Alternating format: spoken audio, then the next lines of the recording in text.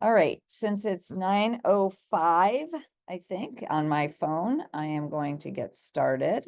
Thank you all for coming back today. I'm assuming we'll have a few more trickle in, but I'm going to go ahead and start. And I said that I would share resources with you up front today. These are some of the things that I've shared with others, but again, this is not an exhaustive list. Whoops. I happened to find this little website last night when I was specifically looking at more information about teaching grammar. Purdue OWL is a great resource for syntax and grammar.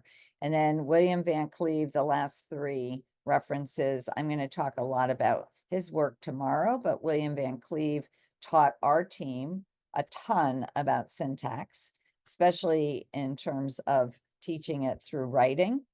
And all of his resources are wonderful. You can also Google him and watch webinars.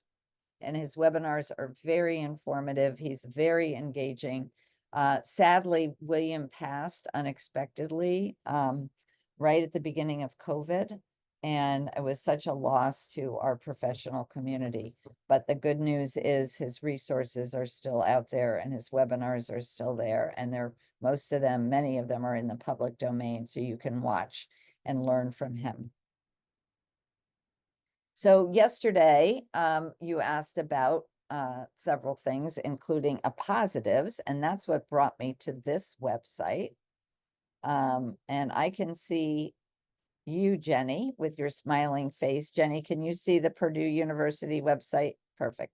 So this is just a link to their grammar section. And this is where I found out about appositives. So an appositive is a noun or a pronoun, often with modifiers, set beside another noun or pronoun. And we see these all the time. Here's an example. Your friend Bill is in trouble, right? Bill is the appositive that's sitting right next to a noun.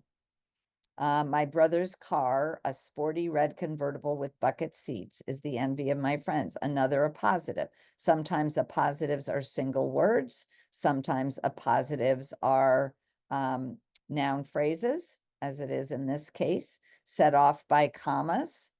Again, another appositive set off by commas. And so you can see examples of this. So I won't go into too much detail about appositives, but whoever asked the question, it was a very good one. It was in the chat. And you'll see there's lots of wonderful information over here in the margin.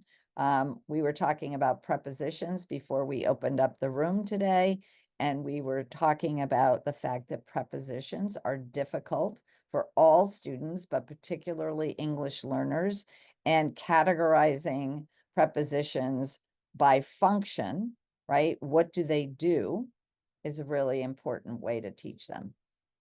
So I'll stop sharing that, but take a look at that website. I think it's going to be useful, again, to continue to build your background knowledge about syntax, because that's what we as professionals want to continue to do. So there's your answer to an appositive. What's the difference between a phrase and a clause? I'm going to talk about that in a moment, because that, I think, is something I want to make sure I clarify for people who aren't sure. The Dutro ELD matrix of grammatical forms, I put that in your handouts. Whoever shared that with me yesterday, thank you, thank you, thank you. I had not seen it before. It's wonderful, especially when we're thinking about our English learners. And then this passive voice in science and social studies, I definitely want to hear more about that for my teachers who are science and social studies teachers per se, and they're really teaching informational text. I'm going to share a slide with you that relates to that. So let's go back to this whole idea of phrase. What's the difference between a phrase and a clause? Yesterday, I mentioned, I showed you a sheet that looked like this, where we could think about classifying phrases and clauses, right?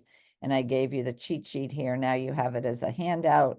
And I highlighted the predicate or the verb in those clauses that you saw, right? But going back to this, I also mentioned that there are different types of phrases. So there are noun phrases, and I gave an example, George the Curious Monkey, my best friend Patty. There are verb phrases, went into overtime, right? So we have the verb and what comes after it as a modifier, just like we have the adjectives that are modifying George. Is an excellent swimmer. So the verb phrase can start with an action word or it can start with a linking verb. And then we have adverb phrases after the dark clouds, comma, the rain came on strong or whatever it may be. And this is a phrase. Why? Because it doesn't have a verb, right? After the dark clouds, it's missing a verb.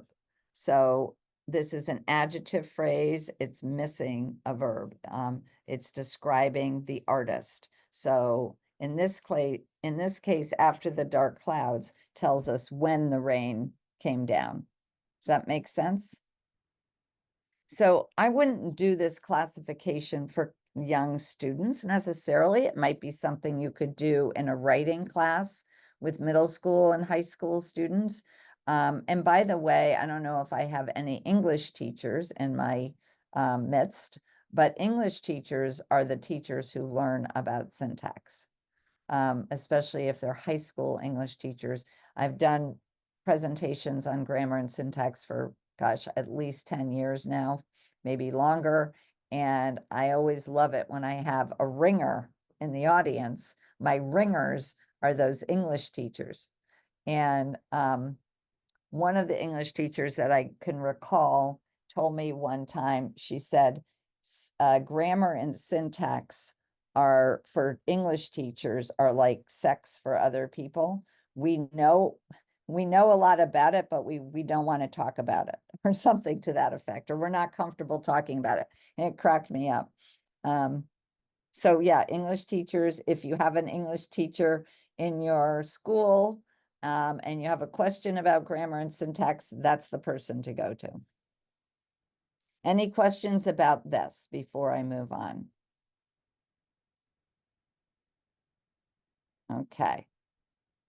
Hearing no questions. So just to reiterate, what is a phrase? It's a group of words that work together to answer a functional question. So the functional question here is who or what, and the noun phrase is the boy with the hatchet. I'm going to show you an excerpt from Hatchet by Gary Paulson in a moment. What did he do? In this case, the boy whose name is Brian, if you have read the book Hatchet. The verb phrase is turned away from her. Turned how? So that would be considered a verb phrase, right? It's a phrase because it doesn't have a subject and a predicate like a clause does. Where did he do it? Okay, he looked where? Out the window. So it's an adverbial phrase. And then we have an adjectival phrase. Actually, this adverbial phrase is out the window. Whoops. Let me go back here and let me revise this. And looked is not part of the adverbial phrase, right? So looked is just so that you know what we're talking about. Okay, and then we have which hatchet, and it's an adjectival phrase on his belt.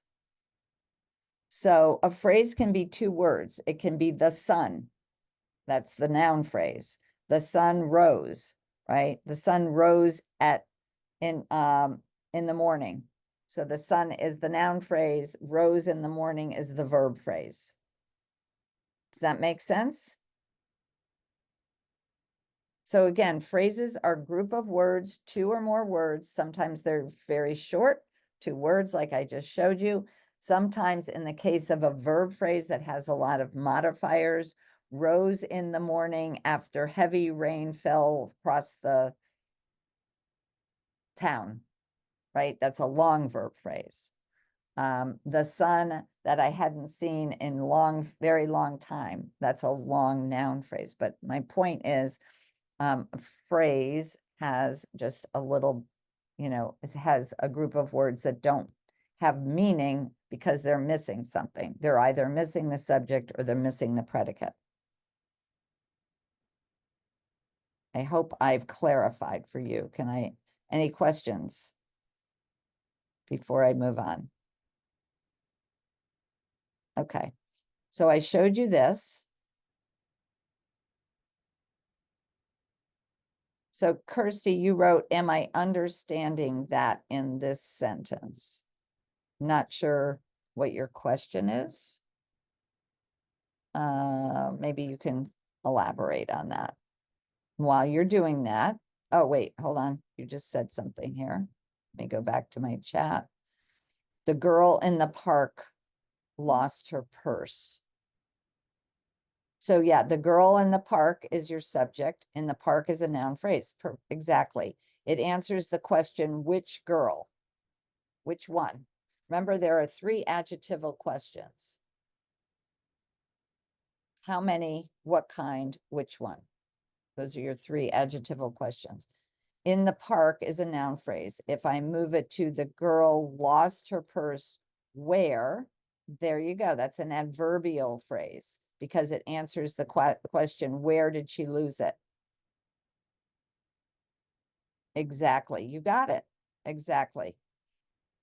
It's really good that you're thinking and sorting this out. And what I like about this work, and again, is put those phrases on sentence strips, right? Cut up a sentence, put those phrases on the sentence strip, like you just showed, Kirsty, as a great example, and move those phrases and say, if I put it here, is it functioning the same way? What question am I asking? What question am I answering here?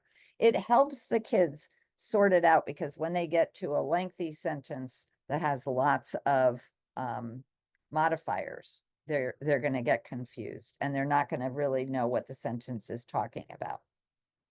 And I'm going to show you what I mean by that in a moment. So contrasting phrase with clause. What is a clause? It's a group of words that work together that includes a subject and a predicate. We talked about an independent clause has the subject and predicate and expresses a complete thought, right? It stands alone. It makes sense all by itself, as opposed to a dependent clause that can't stand alone because it usually has a subordinating conjunction like after, while, when, before, because, or it might have a relative pronoun, right? That, who, which, and therefore it cannot stand alone. So I'm going to take this apart a little bit more just to make sure we're clear. And this is a passage from Gary Paulson, which, I thought I had it in a different format, but that's okay. This is good. And there was the tenderness in her voice that she had when he was small, the tenderness that she had when he was small and sick with a cold. And she put her hand on his forehead, and the burning came into his eyes again. And he had turned away from her and looked out the window, forgotten the hatchet on his belt, and so arrived at the plane with the hatchet still on his belt. This is an excerpt from the beginning of the story about this little boy, Brian, who is in a plane, and the pilot has a heart attack. And it's an interesting story. And I was looking last night for a good example of a complex sentence that had a lot of clauses. And look at every one of these lines is a clause, right? And there was the tenderness in her voice. There was what that she had when he was small. You have a relative clause that talks about, right, the tenderness, referring back to the tenderness that she had when he was small and sick with a cold, right? Another relative clause here. and she put her hand on his forehead. Now, because each of these clauses begins with and, this is basically one sentence. That's, you only see one period in this sentence with a whole bunch of, well, it's compound sentence. It has a lot of independent clauses because you're using the fanboy and. Now, we tell kids not to do that.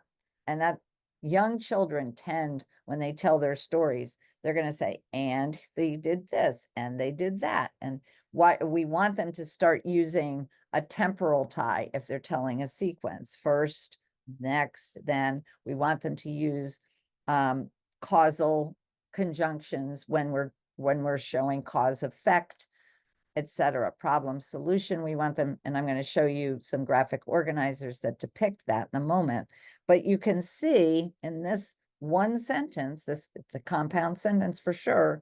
There's a lot of clauses, as I've indicated, and then there are a whole bunch of phrases. The tenderness in her voice, right? Which tenderness was it? It was the tenderness in her voice that she had when he was small. That, again, another relative clause, tenderness that she had when he was small and sick. With a cold, we have a prepositional phrase, right?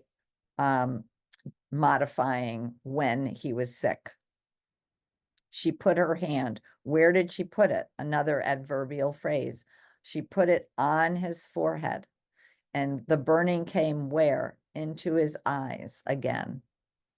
So taking a sentence like this and making sure that the kids, by asking those questions, that they're getting a picture, because this is a very, very descriptive compound sentence that tells us a lot about what's going on inside this young boy's head, as this pilot sitting next to him has clearly died and he's panicking, not knowing what the heck he's going to do with this plane. Questions about this? I hope this is helpful.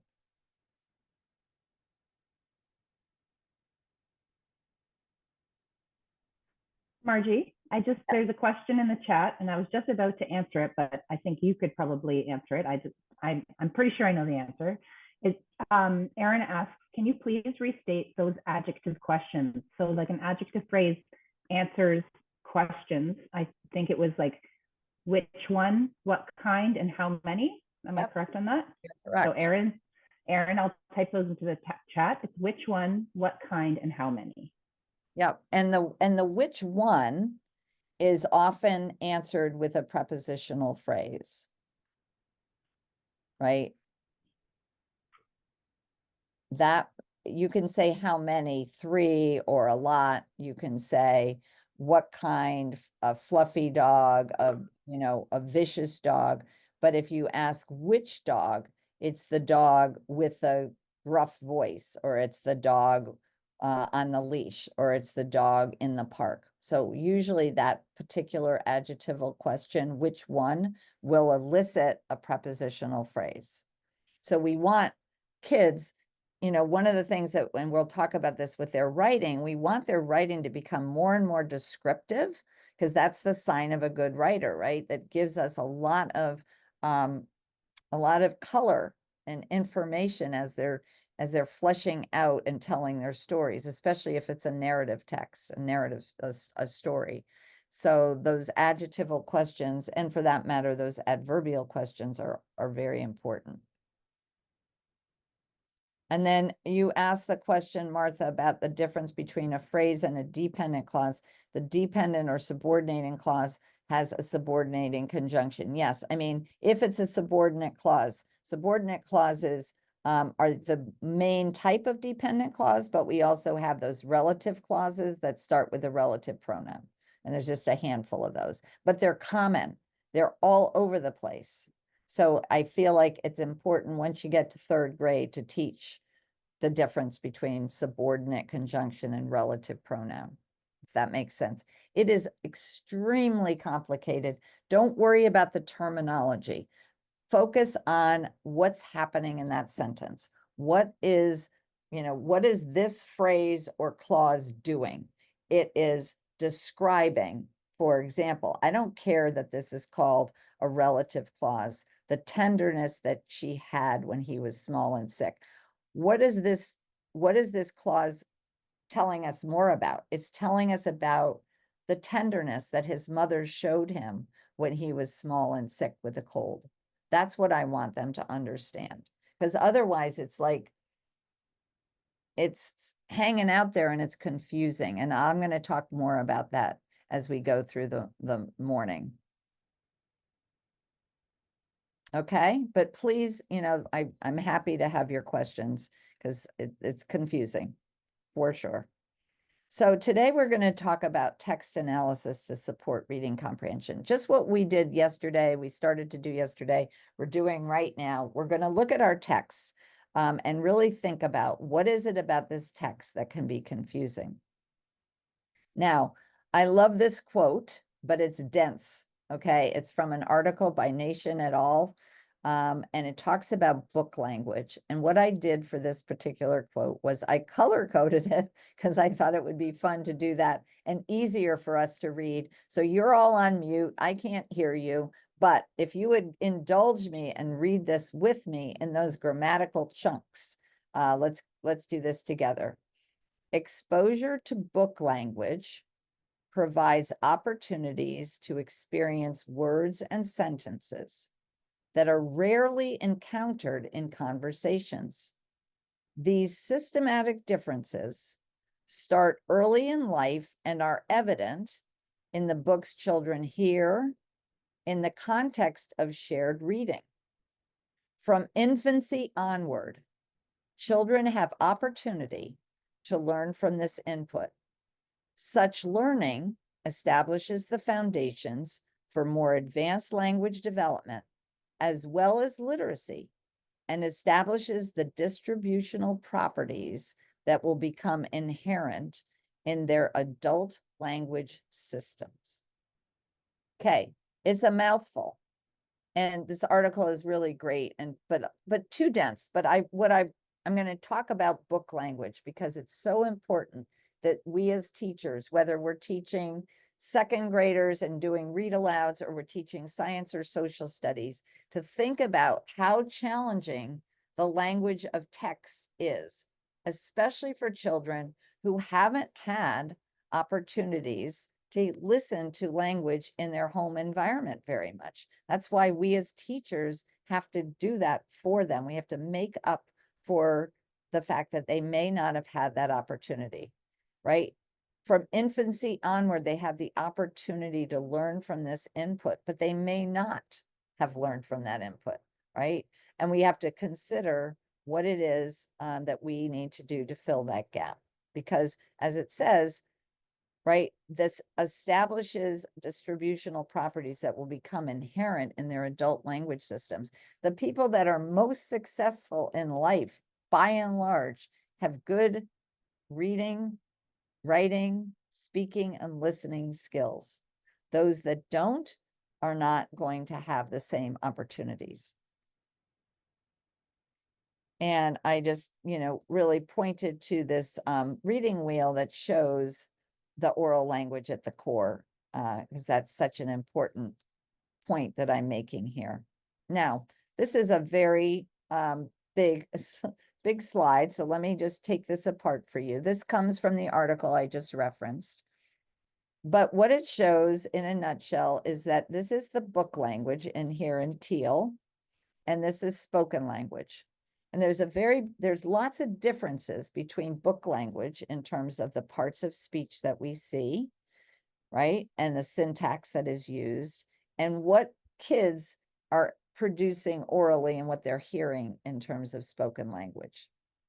So this is dense. Like I said, I don't want you to get too hung up on this, but just notice parts of speech used in books are nouns and adjectives. The parts of speech that are used predominantly in spoken language are verbs and pronouns, because the context is there. That's why nouns aren't used as much. I can say, he needs to go get that and point to it, right? I don't need to use the words, where in book language, I need to use those words to provide the context. And then The syntax is very different. Obviously, in book language, we have complex constructions, including relative clauses. And then we have in syntax, we have a lot of fragments. I'm going to show you, whoops. What happened to that slide? I put it in and it's not there. Okay, never mind. Let me go back here. I put in another slide because I wanted you to see, if you can read the bottom, the infographic summarizing key differences in the nature of language input children experience, right? The outer ring contrasts features and properties for the two registers, and example words are shown in the inner ring.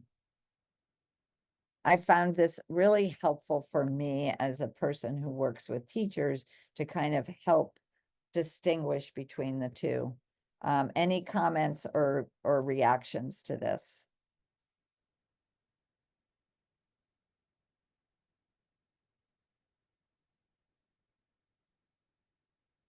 Okay, I see no and no questions, which is great. Amanda, I see your question about being a high school English teacher. And I'm not hung up on the names either. The labels, for some kids, the labels are helpful, but for many they're not. So in that case, don't confuse. I'm with you.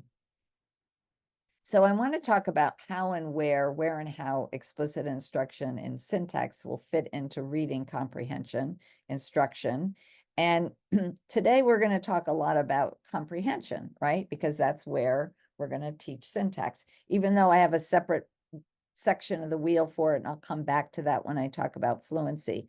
But a lot of our instruction in syntax is going to be in the context of comprehension. And then tomorrow we'll talk about the written expression. And when I think about reading comprehension, I don't know if you've ever seen this heuristic before, but it's one of my favorites.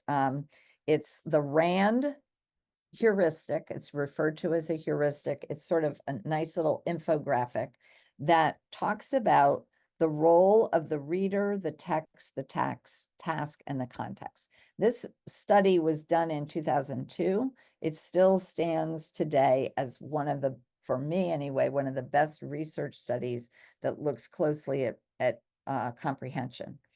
And why I like this so much is because it acknowledges the fact that when we teach reading comprehension, we have to think about four things. We have to think about the text. What text am I going to put in front of these students? Is it an informational text? Is it a narrative text? So what genre is it? What level is it? Is it, how do you level your text? Do you use Lexiles? I don't know what you do in Canada. We use Lexiles a lot. But what difficulty level is that text? That's important to think about. And looking at font, I mean, there's some people that are proposed a dyslexia font. There's no research behind the dyslexia font per se, but kids will tell you that font is hard for me to read. Okay, great. That's important to know that. Fortunately, a lot of text is electronic now and we can manipulate it and maybe change the font, but font does matter for some students. So that's the text. And we're going to talk today specifically about aspects of the text that make it challenging. So we'll delve into that more because there's a whole lot more than what's here. Then we have the activity. Why are the students being asked to read that text? Is it learning about precipitation? Is it learning about the character development in a story like Hatchet? Is it a pleasure read? Like, I'm reading this book for pleasure. Don't ask me anything about it. I don't want to have to tell you about it. I'm just reading it to enjoy. So we have to give kids, I think, really, this is very important. When we're asking them to read a text, we have to tell them why they're going to read it. Why are you asking them to read it? Give them the learning objective, give them a language objective, and tell them what you're going to ask them to do. They're going to have to do at the end, right? After you read this book, you're going to do a book report. After you read this book, you're going to do a presentation for the class. After you read this book or this chapter, I'm going to ask you to answer questions. Whatever it may be, they should know that going into the reading. Because if they don't, they're flying blind. right? We need to tell them what the end goal is for that. What's the purpose? What's the activity? And then this is really important too, like, who are your readers? If you're teaching a class of 25 students, which is what most of our gen ed teachers are doing, and most of you are gen ed teachers, you've got a very diverse group of students sitting in front of you. And you have to think about their skills, their cognitive abilities, their psychological factors. Are they motivated to read? Do they have a learning disability? What are their sensory motor limits? Somatic factors, affective state, like there's so much that we have to think about for the reader. And again, that's another topic for another day, but this RAND heuristic, I think, is really helpful for us to think about what is it that we're going to factor in when we address reading comprehension. And then the last factor at the top here is the sociocultural context. That is, what is the setting? And what are the supports and resources for these students? This, I think of our Ls, our English learners, when I think about that sociocultural context, because some of our Ls don't have a culture of reading. They have an oral language culture where they tell stories orally, and we have to think about how we get them to embrace and feel comfortable with, written language, because again, it's so complicated. All right. I thank you, Heidi, for telling me about the passive voice with science and social studies. I'm going to check that out. I really appreciate that. I'm going to have to copy that later. Okay. Oh, I know Schleppergrell, or however you say her name. She's an awesome researcher. Thank you. I appreciate that. All right, so that's the RAND study. And what I want you to think about with regard to this study is that reading comprehension really depends on all of those factors and the interaction between and among them, because they're interrelated. There's no such thing as a good reader. If you put a physics text in front of me, I am no longer a good reader. Because I don't know the terminology, I don't know the vocabulary, I don't have the background knowledge. So we have to think about that. They're variably successful with different activities, and all of these factors are related dynamically and change over time. And what we want to think about is what the reader brings to reading versus what the reader takes away from the reading. So all that to say, in order for kids to be successful with the text that you place in front of them, we, the teacher, have to do what I call cognitive preparation. We have to prepare the text. We have to analyze it so that we think about the match between what the students know, right? The content knowledge, their skills, how well they apply strategies when they read, and then the demands of the text. And that we refer to as cognitive preparation. So what does it take? What do we, the teacher, need to do to make sure that we've analyzed the text adequately? So what opportunities exist for students to practice and apply those skills that I just talked about through direct instruction? And that's what I'm going to talk about today. Like, where can we fit in direct explicit instruction when we've done this analysis? We're previewing the text to identify the content that we want to reinforce. And in this case, today, I'm going to specifically talk about opportunities to reinforce whatever the concept is we're teaching, the syntactic concept. Are we teaching phrases? Are we teaching clauses? Are we teaching the complex sentence deconstruction? What is it that we're really focusing on? And then think about what students have previously been taught and what they've learned. So what skill requirements are needed? So some questions I want you to think about for you to do a close read of the text. What are some of the challenges that the student might face? Where are they in the text and why are they challenging? What scaffolds can I present to support them? What words might be confusing? When we're thinking about syntax and semantics, we're going to zero in on, I should say, specifically the sentences and then the words themselves. So in this case, you know, oops, my parentheses is backwards. What words might be confusing? There might be multiple meaning words that we talked a little bit about yesterday.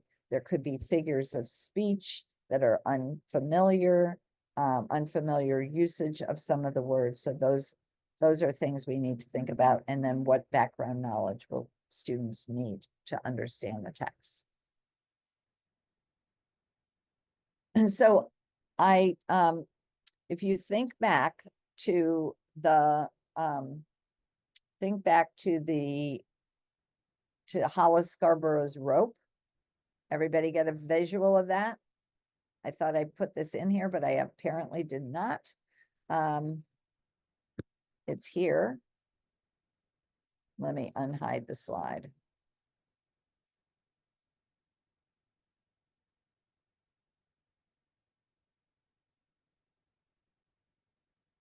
So here's the rope again. And this is our language comprehension part of the rope, because that's what we're really focused on these 4 days. This stuff is really important, but we're talking about comprehension, language comprehension. And here we have our language structures, syntax and semantics. So if I pull that apart and I think about what do I mean by syntax and semantics, we talked about sentence structure, the different kinds of sentences. We have simple, compound, and complex. We've talked a lot about the use of words, phrases, and clauses and how they're arranged in sentences. We haven't talked too much about punctuation, but we will do that tomorrow when we talk about writing. So I'm going to make a note to make sure I do that. We will talk a little bit about that as well. And then what do we mean by coherence? Because when we have kids looking at a passage, they're not just taking one sentence and having to understand that sentence. They have to understand that sentence in relation to the sentences that came before it, and then what's going to come up after it. So that's something that we also have to think about, is the coherence, and we'll, you know, talk more about that as well. Now, with regard to syntax and semantics, we've talked about some of these, but these are the potential problems that we would be on the lookout for. Sentences are long and complex. They use unconventional sentence structure. Authors are famous for that. And that's okay. It's just that for some students, they may look at it and go, what the heck is this author saying? Because it's not the norm. A lot of authors take poetic license with punctuation. You mentioned yesterday hyphens in that sentence from what's the book by, not by Martin Luther King, but I'm drawing a blank on the title, but you know the sentence from the Martin Luther King book. Punctuation can be missing oftentimes, or it's confusing. Sentences include pronouns. We've talked a little bit about pronouns. Pronouns are very challenging for many of our students, where there's pronoun reference, ellipsis, and substitutions. We have complex or unclear coherence. We have a lack of conjunctions or use of conjunctions that are unfamiliar. A lot of times we look at informational text, especially for young students, and the informational text has short sentences. The dog is man's best friend. Dogs come in all shapes and sizes. Dogs can be whatever. And there's one sentence after another, lots of information, but those sentences aren't being connected with conjunctions, because if you did that, you'd make the sentences longer and it would up the readability level of the book. However, the lack of conjunctions makes it harder for kids to understand that text. I don't know if you use Newsela. Any of you use Newsela as a resources? Newsela, as you probably know, allows you to change the level of the text. and make it easier. But sometimes in so doing, it shortens the sentences and it leaves out those really important conjunctions that help kids connect ideas. Something that I never realized until I used it. And the last potential problem that's listed here is the reader has trouble visualizing from the words and the phrases. Some kids can't create the mental pictures with the words. They're so tied to pictures. And then all of a sudden in second grade, the pictures go away. And then they're faced with, how do I use the language of the author to create those mental images? And that's something that can be difficult for many students. So we work on visualization with them. Can you think of any other potential problems that I might have missed that you've noticed? Okay, well, always open to more ideas on that front. But before I leave that slide, I just want to talk about some of the scaffolding. And that's what we're going to talk about today. What is some of the scaffolding that address these potential problems? We guide students to interpret complex sentences by deconstructing the sentence. And I'm going to show you what I mean by that. Looking for the subject and the predicate of each clause. Guide students to deal with lack of clarity and problems with cohesion by tracing pronouns. And I'll show you what that looks like too. And reword confusing sentences. If there's a confusing sentence, one of the easiest things you can do is say to a student, put it in your words. Tell me what that sentence meant. And that's a great exercise. It could do it orally or in writing, and then insert punctuation where needed. Okay, so those are just a few of the scaffolds. Marianne Wolf, probably haven't mentioned her yet, but she's one of my gurus. She wrote Proust and the Squid about the reading brain, which is an amazing book. Beth's nodding her head. It's phenomenal. And then she had a little bit of a hiatus before she wrote a book called Tales of Literacy for the 21st Century, which was written in 2016. A lot of people have never even heard of the book. I loved it, but I will warn you, it's not for someone who's picking up an easy read. It's very, very difficult because it has so much information. The one that is easier to read, still dense, but amazing, is Reader Come Home. Highly recommend that book, Reader Come Home. I think I have it in your bibliography that you'll see tomorrow or Thursday. But in this book, Marianne talks about the semantic syntactic connection, which I keep coming back to. But read the first two sentences that have the same words in it, but a different meaning. Obviously, because we used one as the subject and one as the object and then reversed it. And then the next two sentences have the same meaning, but use different words. So yeah, word order matters for sure.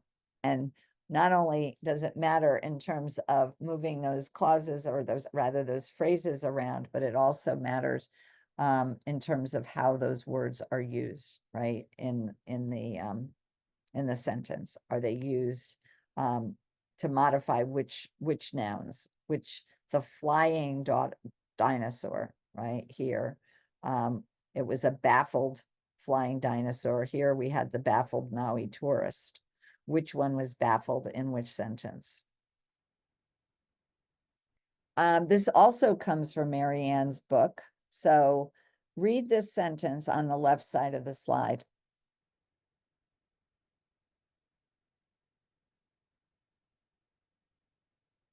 Can somebody come off mute and tell me what you did as you read that sentence, how you might have read it the first time? Anybody can come off mute and tell me what you might have done there.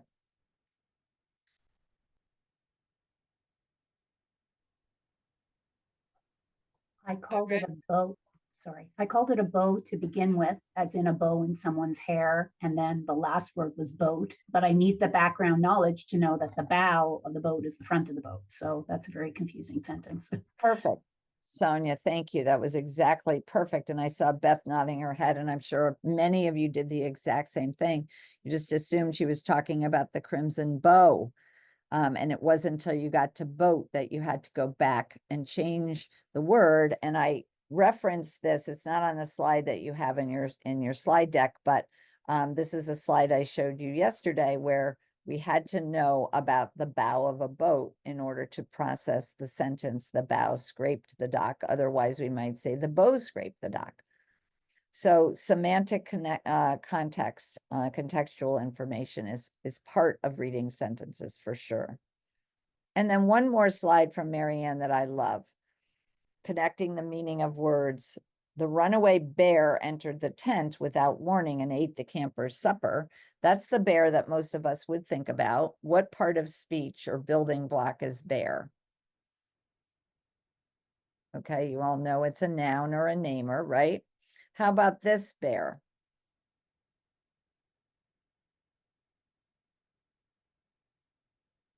Right? Now you have an action word, right? Bear, and it's not related to the bear that entered the tent.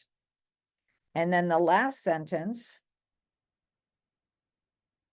another example of bear is a verb, but now we turned bear into a what? An adjective by adding the prefix un and the suffix able, related to this word bear, but not this bear. So semantics in English is very challenging. Over 60% of words in English have multiple meanings. That's a big number. No wonder our English learners have trouble with our language. We have so many examples of that. So how does grammar relate to comprehension? I want to spend a few minutes kind of talking about the differences between informational text and narrative text. And we can look at this table, right? The functional grammar, the who, the what, the did what, right? All these structures that we talked about yesterday. In informational text, right? We have the who or the what is the subject or the topic, whereas in narrative text, the who or the what are usually the characters, could be the places too. What did they do in narrative text? Provide actions that drive the plot. The adverbs and adverbial structures signal text cohesion in informational text, but in narrative text, they might provide elements of the setting, like the time and the place.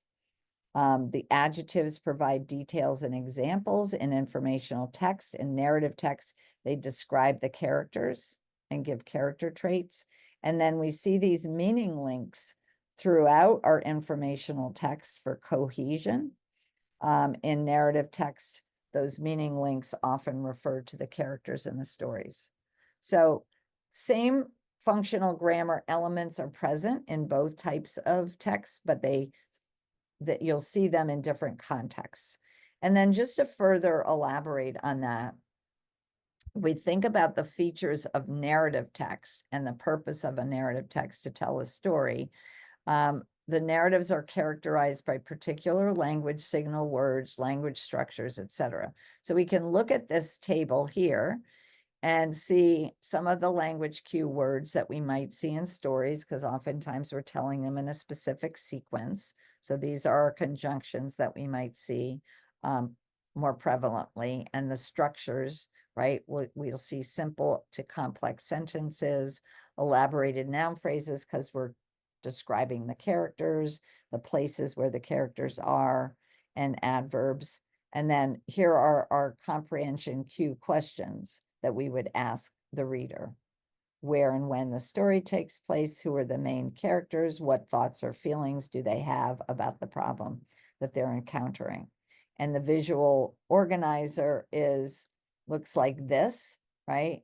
This is a narrative story map. It's hard to read it, I know, but we have for years been using Mary Ellen Morrow's story grammar marker. If you're not familiar with it, it's a wonderful way to teach students about narrative, because it acknowledges the fact that not only is there a problem, but there are feelings associated with the problem that kids need to know about. And some other language cue words that you're going to see in narrative, some other conjunctions. And the other thing that Mary Ellen Morrow taught us a lot about, she's a speech and language pathologist who is the brains behind MindWin concepts. And I'll add that to your reference list at the end. So you know about it, is something called mental verbs and linguistic verbs.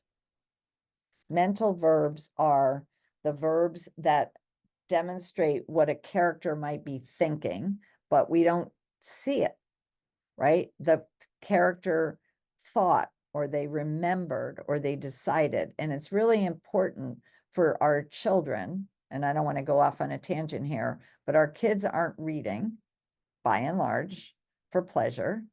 They're on their devices in lieu of that. And they're not reading and learning about other people, other cultures, other perspectives. They don't have the empathy because of it, because that's how kids learn to be empathic, is if they're exposed to other characters in other worlds. And because they're not reading as we might have read when we were young, they don't have the same perspective. Anyway, these mental verbs are very important. Marianne Wolf talks about the deep reading brain, which is again why I recommend her book, Read or Come Home, because again, that idea of reading something very deeply and comprehensively is something that's missing in our society, I think. And then the linguistic verbs that the characters yelled, or they exclaimed, or they whispered, those verbs are really powerful too. So that's a little graphic organizer that talks about narrative text. Now let's talk about informational text. So informational text has different types. Narrative is just one structure, right? Character, setting, we say initiating event, that's the problem, the feelings, and the plan to carry out the problem, right? Or sorry, the plan to address the problem, and then all the actions. In informational text, we have 5 different structures. We have the descriptive, and here are some of our language cue words. Here are some of the conjunctions we might use, our language structures, and then some of the questions we might ask, or the cues that we might say to students to be able to talk about that informational text. So descriptive is the easiest one to start with. Sequence is also relatively easy. Our cookbooks are, our books that explain how a tadpole turns into a frog. Those books that really map out how things occur in a sequential order using these temporal ties and temporal conjunctions and the steps that you have to go through. And then we have, I'm going to move you guys around. We have problem solution, and we have the signal words here. These texts use a lot of adverbial clauses because we're talking about describing a problem. What are some of the solutions to solve that problem? Cause effect. And these are some of our conjunctions that we would see in those texts. And in this case, we have causal conjunctions.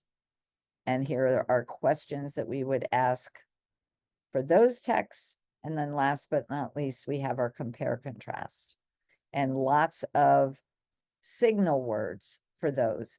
And the reason I'm bringing all of this up is because in comprehending these texts, we can't ignore the role that these conjunctions play in students' ability to be able to tell about the text that they read, understand the text, and and then write about it. So for one example is when students do a compare contrast and we use the Venn diagram, right? Kids can get the information into a Venn diagram very well. They can read a book about the difference between frogs and toads, and they can do a nice job capturing what is it that distinguishes a frog from a toad and what are similarities between the two. Where they break down is when they have to use those signal words listed here, those conjunctions, to be able to either orally produce a sentence or write a sentence that captures the differences and the similarities between those two things. So the use of the conjunctions is an important part of teaching that structure. I've been talking nonstop now. Any questions?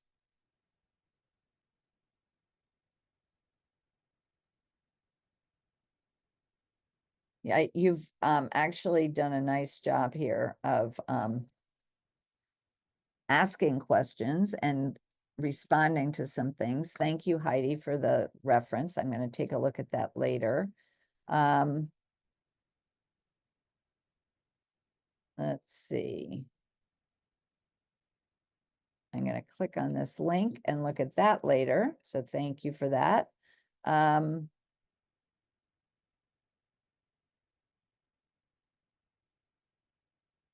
I like your idea of having kids be language detectives. We talk about that as well. That's great, Heidi. Thank you.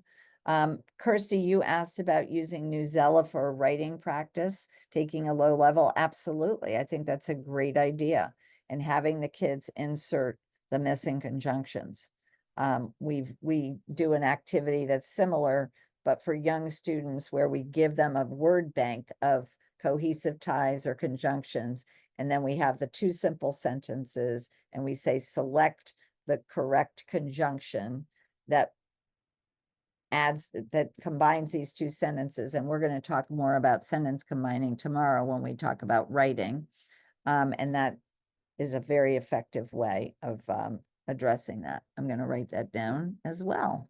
I got a lot of work to do to add some things still to tomorrow's presentation. All right. So I'm going to move on. And now I'm going to ask you to do something with the text that you brought. So consider whether or not you brought a narrative or informational text, because they're obviously different, as I just described some differences. If the text is informational, I want you to think about which text structure does it have? Does it have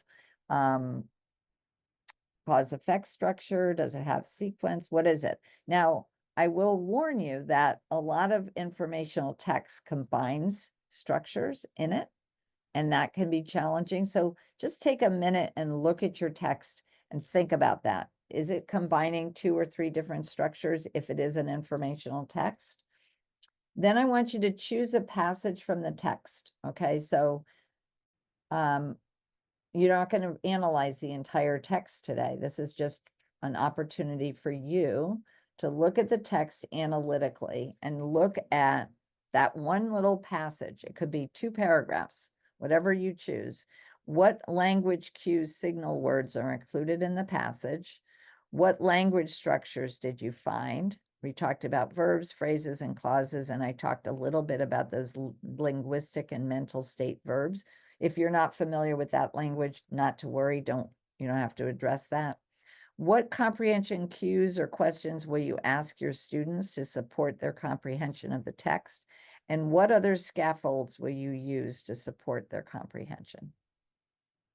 So basically going back to, now that you have the slides, these tables that will help you. So first you have to decide if it's informational, which of these 5 structures does it have? Or if it's narrative, right? Then you're going to use these 2 slides to help with that. And I want you to take, what time is it right now? Oh my goodness, it's already after 10. I want you to take just 5-7 minutes, not long, just to try to quickly look at the text and think about those aspects of it to prepare it. And think about a passage that has a couple of good meaty sentences, right? That's something I want you to be on the lookout for. Meaty sentences, meaning they might have a lot of phrases and clauses and information that might challenge your student. All right, so I'm going to come back together with you now. Thank you for taking the time to do that. Rebecca put a nice, synopsis. She cut and pasted her text into the chat, a narrative text that's actually prose. So a little very interesting, but also could be complicated. And she gave me some great ideas about the questions she would ask, kind of structure she saw, the language cues. Love the questions you asked, and also the background knowledge that you acknowledged here. So that's the type of thing that I'm asking you to do. Just consider, you can't teach an entire text this way necessarily. I understand that. It would be labor intensive to do so.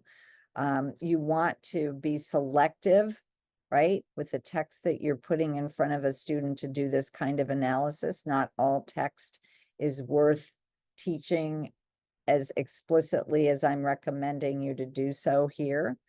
So be selective. Maninder, I don't know if that's how you say your name. I know you asked about recommendations for text that you might put in front of students. And it really all depends on what you're teaching. I think that your standards, whatever standards you're using to teach would guide the selection to some extent. And also, most schools that I've worked with have like topics or themes that they cover in their classrooms. So that would guide the selection as well. But I recommend looking at Reading Rockets. If you're not familiar with that website, they have books that they recommend by topic, by theme, by grade level. And it's pretty extensive list. So if you're not familiar with Reading Rockets, that's a great place to look. All right, so what I wanted to do too right now, and I don't know how this is going to work. I really wanted to, sorry, you're looking at my chat there. I really wanted to give you an opportunity to meet in groups, at least for a few minutes. So here's what I'm going to ask you to do. I'm going to put you into the breakout rooms that I gave you, that you were assigned to yesterday. And we have, I allotted 15 minutes, but looking at the time right now, it's 10:14. And I just want to make sure I get to the other information that I wanted to share with you today. So yeah, I think I'd like you to spend time in your groups by grade level. And I'm asking for you to identify somebody to be the leader, somebody to be the timekeeper, and somebody to be the encourager based on these descriptions. I don't know if you've ever heard of collaborative strategic reading. It used to be called Click and Clunk. Whoops. You see a book here that I've referenced. Now We Get It. It's a great book for teaching this process called collaborative strategic reading, which is based on reciprocal teaching. I don't know if you've ever heard of reciprocal teaching, but it's the idea that when we work with students of all ages, this book is written for 4th through 12th grade, but you could use it with younger students too. The best, from my perspective, the best way to engage kids in learning about a text that they're reading is to get them to talk about it. So even before they have to write something, they're going to benefit from a guided discussion that you, the teacher, have set up. So collaborative strategic reading is based on this notion that every child has a role to play in these discussions about books. And you see some of the roles listed here. What does the leader do? What does the timekeeper do? What does the chunk expert encourager? And you teach those roles very explicitly. So I am not teaching this to you today by any means. I just think it's a great tool and methodology for getting kids to talk about the text that they're reading. And so, and I just pulled of these different roles that are listed here, I just pulled 3. So you know what the leader is going to do. You're going to facilitate the conversation.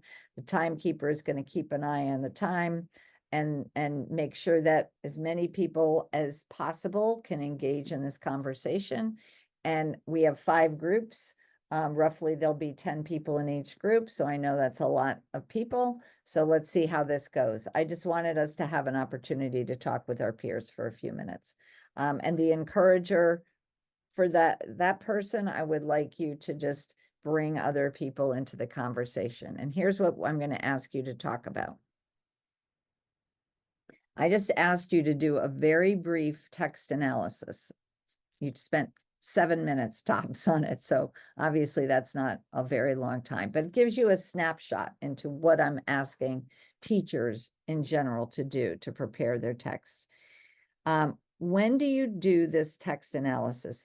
When do you do this text analysis that is being shared or suggested here? You might not do it. If you don't do it, when could you do it? Like, I just want you to have a brainstorming session with the people in the room. How do you do this preparation? Would you do it by yourself? Would you do it with colleagues? And what are some organizational structures that you've used to help with this process? For example, in our schools, a lot of grade levels have prep time together. Is that where you could consider doing this type of analysis, or would you do it alone, or how would you manage this?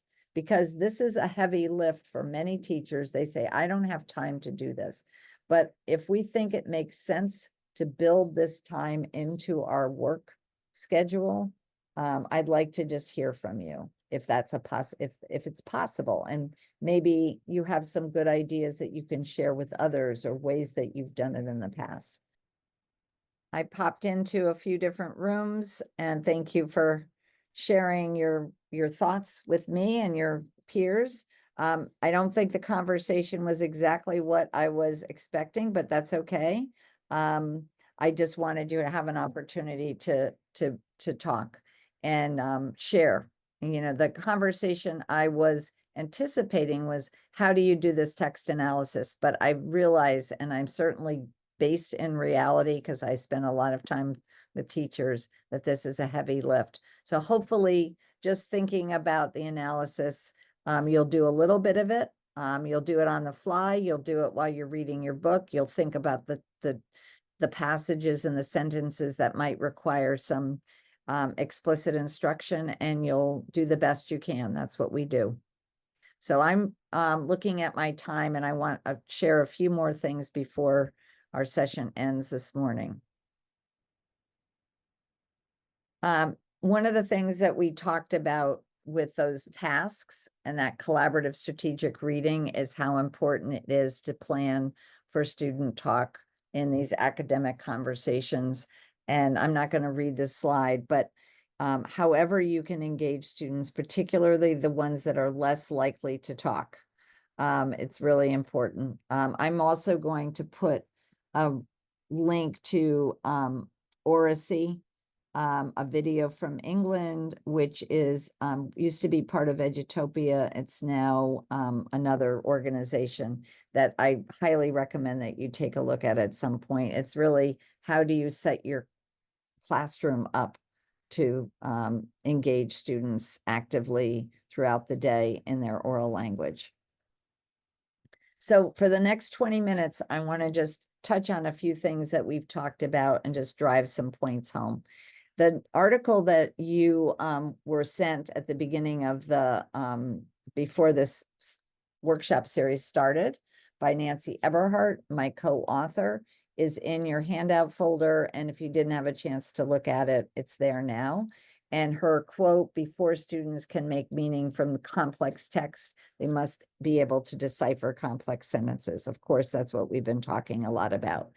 And another article that's in your folder is by Scott and Balthazar, written in 2013. And in it, she talks about these sentence troublemakers. So we've talked about a lot of these. The length of a sentence can make it complex. How many propositions or ideas it includes can make a sentence complex. These modifiers and clauses that I've been showing you can make a sentence complex.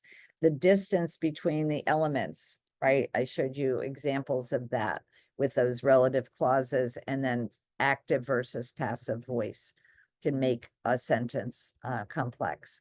And in the article by Scott and Balthazar, they talk about these struggling readers and writers that lack syntactic knowledge. And so here's a question that you could sort of ask yourself about those struggling readers and writers. Are the sentences that they speak or write, are they of sufficient length, complexity, and well-formedness, meaning free of grammatical errors for his or her age? And how would you know that? Can the student recognize a simple versus a complex sentence? If it's a complex sentence, do they recognize the clauses? And again, they don't have to your point. I was in the room with the K3 group, and I can't remember who it was that was talking about their second graders who cannot identify or name the clause, a subordinate clause or dependent, or I don't care about that. I specifically want them to know, you know, what a clause is and what a phrase is and distinguish between the two, right? So this is just talking about some of the things that we would hope the students to know about complex sentences and how written sentence patterns differ from spoken patterns.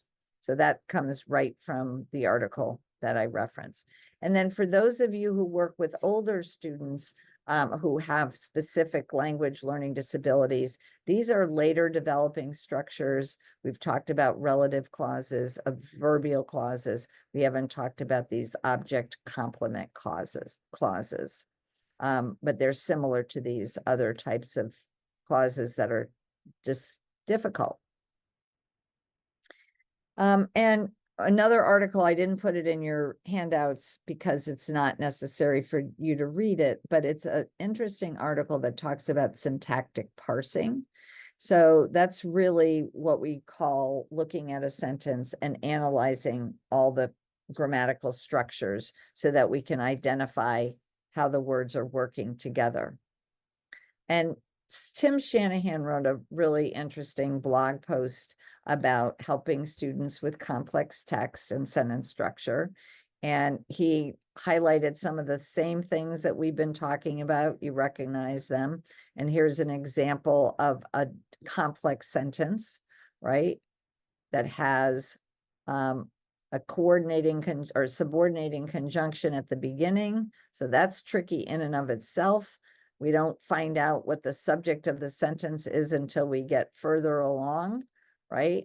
A group, right, made an announcement. We also have this idea of complex punctuation, where we oftentimes in narratives have the speaker inserted in the middle of the quote, and that can be tricky too. So I want you to practice this for a second. Let's think about deconstructing this sentence. This comes from Hatchett, another sentence that I took from the book. And here are the questions. I want you to first find the predicate or the verb and then find the subject.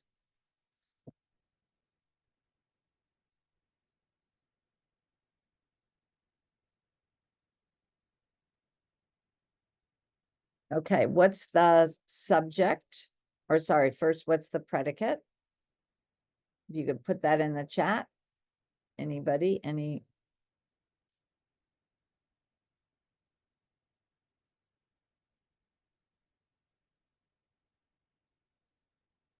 Good. dropped or had dropped. Excellent. What's the subject?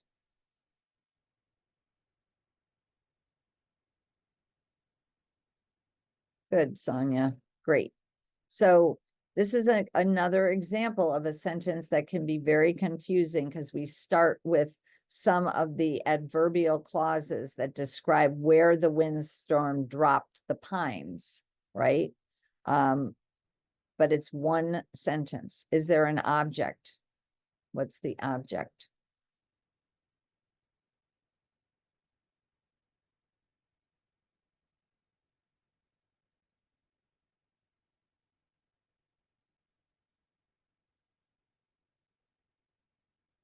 Good. So the pines are the object. And one of you asked the question, why isn't him the subject? Again, if you look through the whole passage, and it's not passage, rather, it's a sentence, we have to think about the who or the what. What's doing the action? This is a relative clause that left him a place to land the plane, describing more about the windstorm. It's the windstorm that left him a place to land the plane.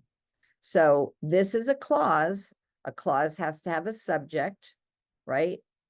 It's the subject is that left him, right? Left who, left him. What did it leave him? A place to land the plane.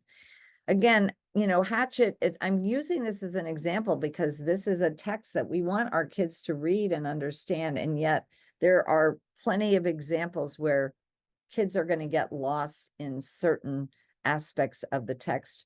And if we give them tools to figure out how to deconstruct by asking these questions, we get a little further, right? And so what I did here was I just color coded it so I can give them, here's the windstorm is the subject, right?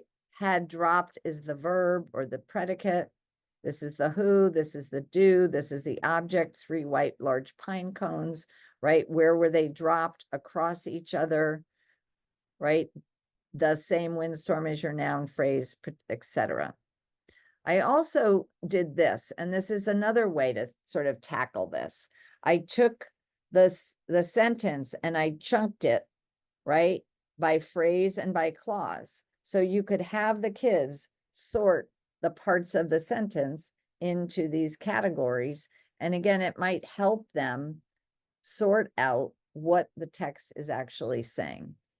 It also would be a way for you to know if they can differentiate between a phrase and a clause. Another way to do this is just a sentence analysis framework. I have the who or the what, the doing what, to what or whom, when, where, how, why, how many, what kind, which one. So this is your adjectival, right? And the reason I put it here is because it usually comes right before the namer. The same windstorm dropped 3 large white pine cones across each other, right? So it's just another way to help your students organize these sentences that could otherwise be tricky. I was going to ask you to do this, but in the interest of time, I'm not going to have you do this, but sentence deconstruction is what I would propose that you do. Find a text that is, or find a sentence that is a challenging sentence, and then ask them to find the predicate, the verb, the subject, just as we just did. You can also use that little table that I have here. And then, like I said, put the sentence into this framework or this template. So just kind of recapping a few things from today, thinking about reading fluency, right? Because there was a time when we had our fluency as one of the sections of the reading wheel, because when the National Reading Panel came out, they recommended that we take those components in turn, the 5 big ideas: phonemic awareness, phonics, fluency, vocabulary, and comprehension. Since then, we saw teachers asking kids to read fast and looking at words correct per minute, and they were losing sight of what is it and why is fluency important, right? It's a proxy for comprehension. So if we think about reading fluency, right? In the National Reading Panel, the word sentence doesn't even appear among the recommended domains of best practice. So that's why we put sentence in lieu of fluency. We're not saying fluency isn't important. It's absolutely critically important for kids to become fluent readers. This is one of my favorite articles. It's in your handouts. It's a pretty easy read talking about a case for the sentence.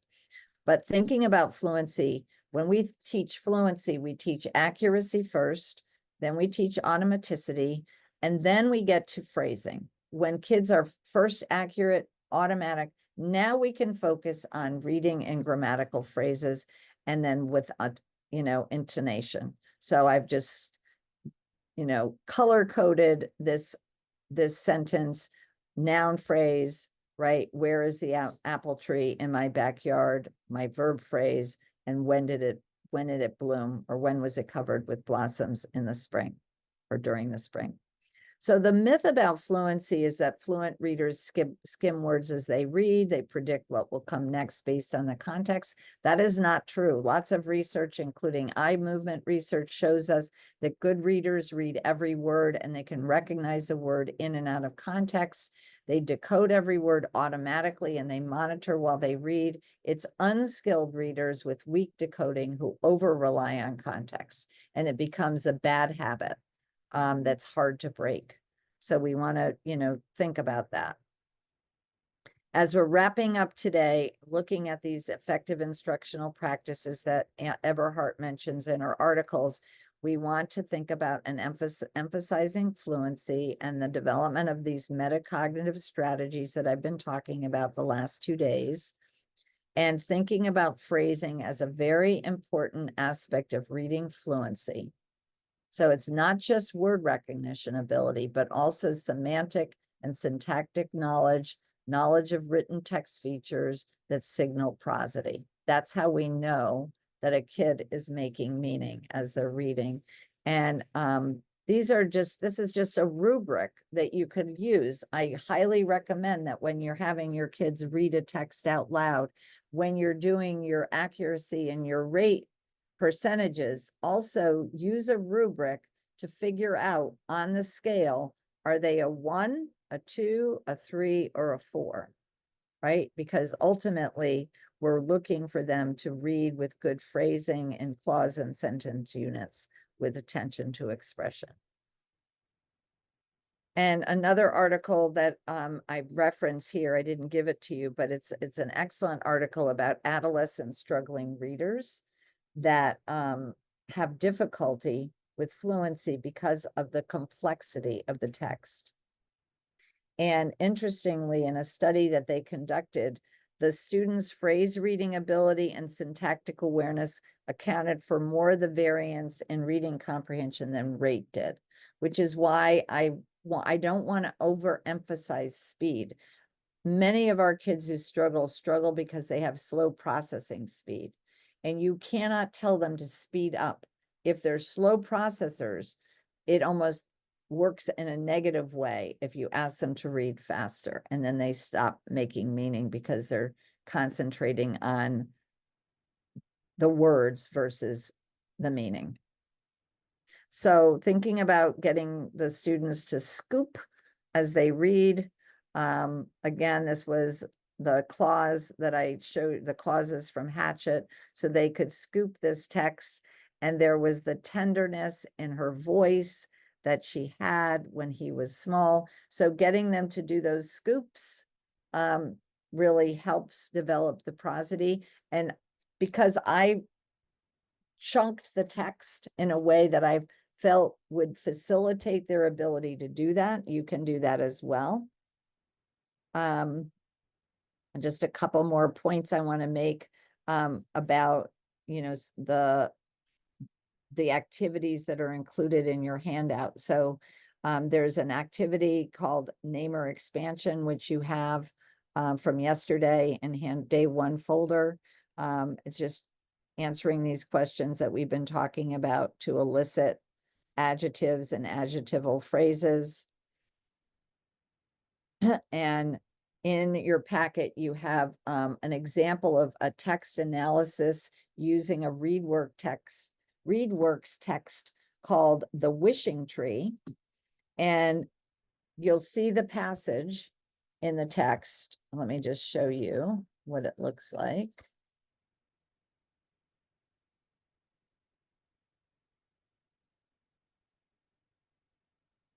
So this is the wishing tree, and you have this whole handout.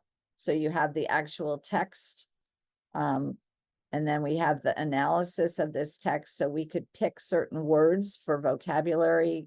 We could pick some objectives for comprehension, but in this case, we specifically are focusing on syntax and elaborating the names and the nouns in this passage. So we walk you through the application of this activity called Name or Tell Me More using the wishing tree. We have a think aloud.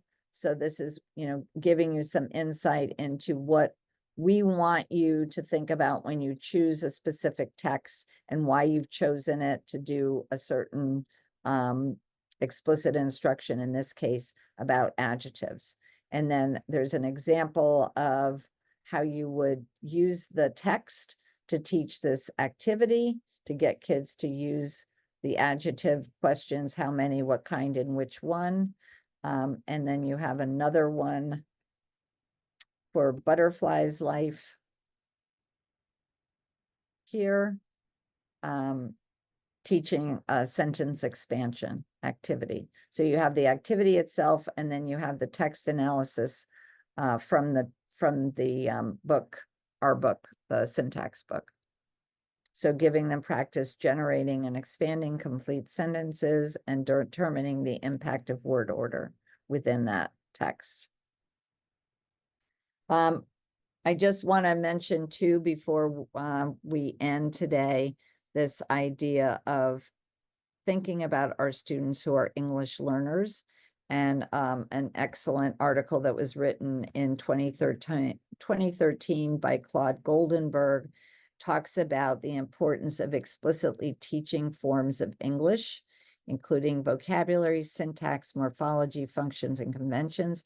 In one of my breakout sessions, we were talking, the group was talking about morphology, and morphology is extremely important in English because vast majority of our words in English have morphological elements, meaning they have prefixes and or suffixes and roots and base words. So Morpheme Magic was mentioned as a program that is, very effective at teaching morphology. Pete Bauer's name was mentioned.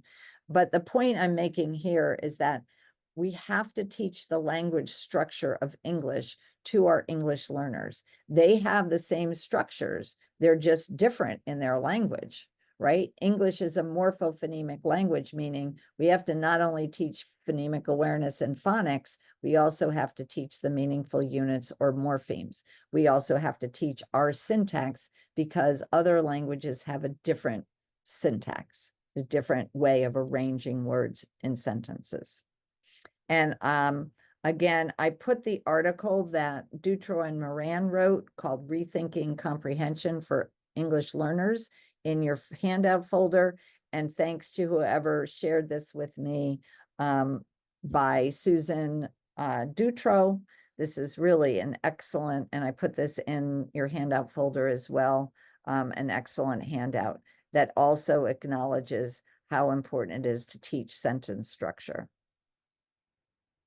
And this is just a screenshot from that article, looking at the verbs, the nouns and articles, all these things that we've been talking about. It was music to my ears, and happy to see this wonderful handout. So thanks again for sharing it with me. So in conclusion, teachers need to do a close read of every text that they consider having their students read. Some texts should not be read at all, Others might be read once, twice, or 3 times. For those texts that are worth reading closely, we have to spend considerable time reading them ourselves, which would require an informed analysis of the text. This comes from Tim Shanahan, who has, if you don't know him, you can sign up for his blog. He releases a blog every weekend, and it's always very thought-provoking. Great to see you all. Thanks again. Have a great rest of your day.